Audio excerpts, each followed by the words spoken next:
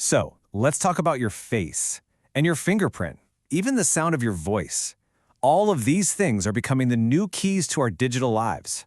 But as we start trading in our old passwords for biometrics, there's a huge question just hanging in the air.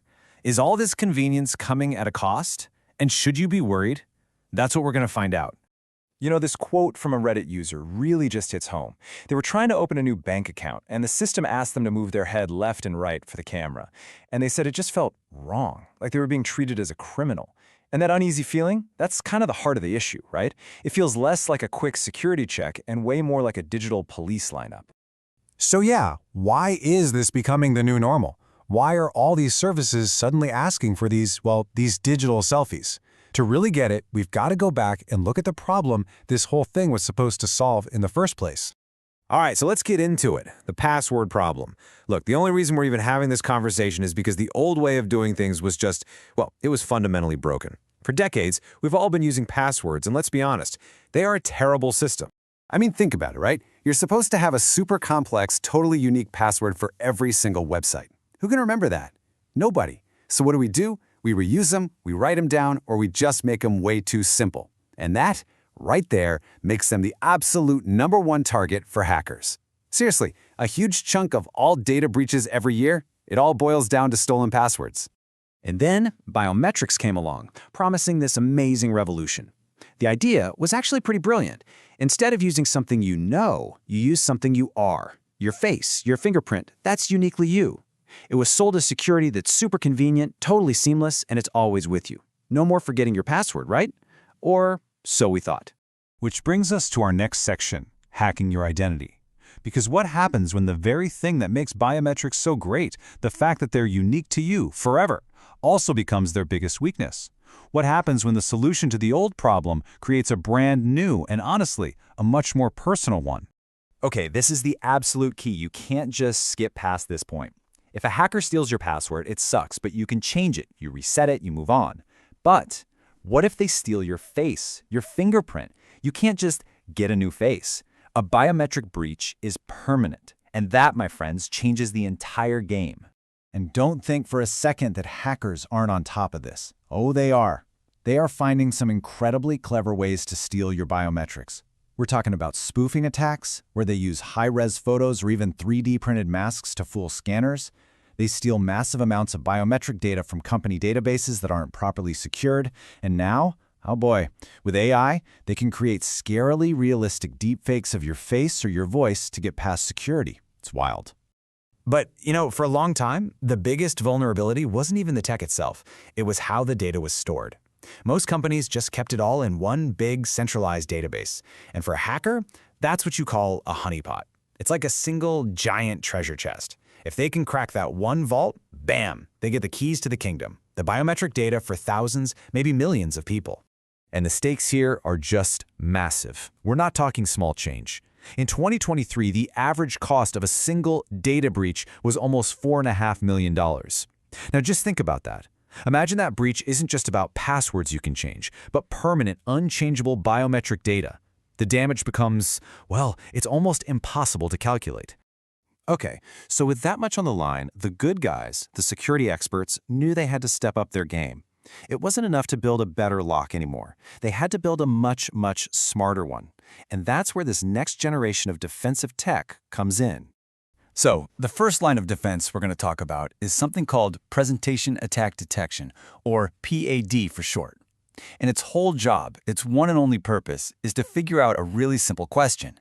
Is the face being shown to the scanner a real, live person, or is it a fake, what they call a presentation attack? And to do that, these PAD systems are trained to be super skeptical. I mean, they're looking for all the little telltale signs of a fake. Is it just a flat, printed photo? Is it a video playing on a screen? They use 3D sensors to spot if it's a mask, but the most important thing they look for? Signs of life. And this right here, brings us all the way back to that Reddit user from the beginning. Remember, they were asked to move their head? Well, that was liveness detection in action. The system isn't just checking if the face matches, it's making sure that face belongs to a living, breathing person right here, right now. It's looking for those tiny, subtle cues you don't even think about. Blinking, little head movements, maybe even the blood pulsing under your skin. things a static photo or a video just can't fake. But liveness detection is only half the battle. This slide shows the other really critical part of the solution, getting rid of that honeypot problem for good.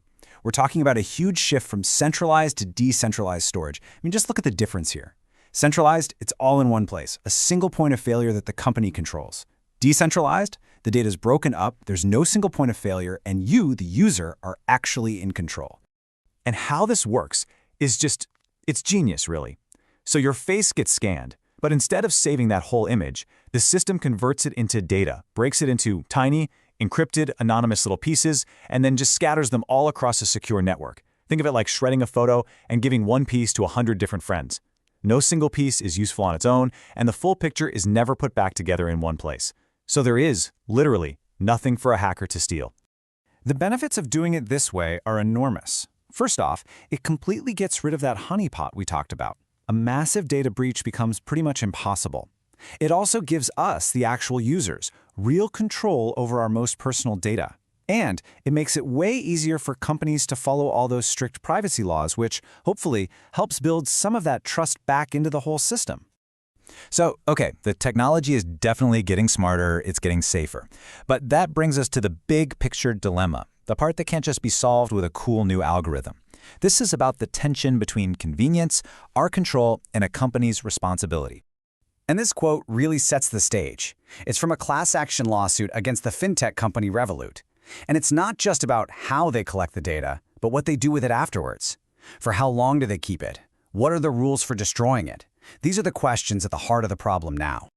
Basically, this lawsuit is a big deal. It alleges that Revolut broke a really important privacy law in Illinois because they just weren't transparent. They allegedly didn't tell users why they needed their biometric data or how long they were going to keep it, and they didn't get a clear, written yes from people. This case is huge because it shows that even if you have the best security tech, the rules about privacy and control are still being fought over and decided in court. And trust me, the technology is not slowing down. The next thing on the horizon, it's called behavioral biometrics. This is wild. It goes way beyond your face. It's about constantly analyzing the unique patterns and how you act. Things like your typing speed, the way you move your mouse, even the specific angle you hold your phone at. The system builds a profile of your behavior that's unique to you, offering security that's totally invisible, but also, you gotta admit, potentially even more invasive. And that brings us right back to where we started, to that central question. The tech to protect our biometric data, it's getting really good. Things like liveness detection and decentralization are making it safer than ever before. But the laws and company policies, they're still playing catch-up. So at the end of the day, we're all left with this fundamental trade-off. Is that promise of perfect, seamless convenience worth the risk of handing over a piece of yourself that, if it ever gets out, is out there forever? That's the question we're all going to have to answer for ourselves.